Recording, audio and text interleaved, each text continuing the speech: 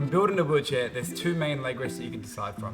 One is a Centremount leg rest, and the other is a Swing Away Legrest. In my experience, the Centremount system is best for most clients. One main reason is they're a lot stronger than the Swing Away Legrest system. So this, when you put weight through them, things can break. Whereas the Centremount system, you can take a lot of weight. I'm not even going to try on this thing, but trust me, these little brackets wouldn't hold. And that's because you've got so much leverage. When you put weight here, there's a lot of leverage forces going to this point over here.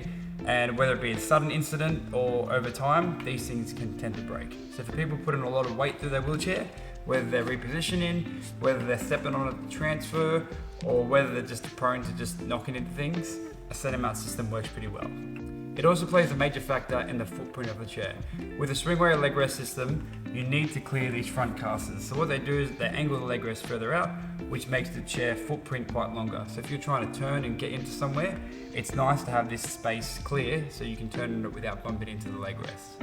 And this angle can also be a problem with our hamstrings. Now in another video we spoke about how hamstring length can have an effect on our posterior pelvic tilt, so our ability to slide forward. So if someone's got tight hamstrings and you try to put them into a swing away leg rest system like this, it can pull them into a posterior tilt. So having a Centremount system is really good because if you've got tight hamstrings, you can accommodate for that reduced knee range. Lastly, there's no issues for pressure if people are sitting in a little bit of abduction or they just like the legs to sit out a bit more.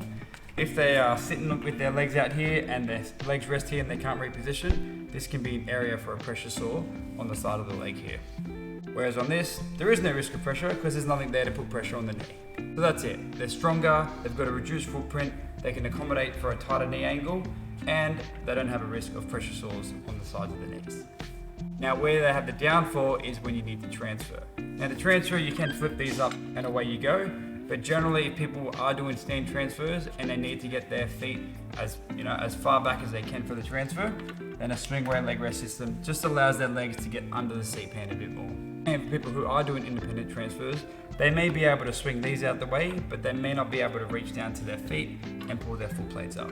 Now, a way to mitigate this is that clients may just put their legs out to the side and then they would stand up from there. With Centremounts as well, you do generally have to have a narrower foot plate. That's because these are sitting in between the wheels as opposed to in front of the wheels.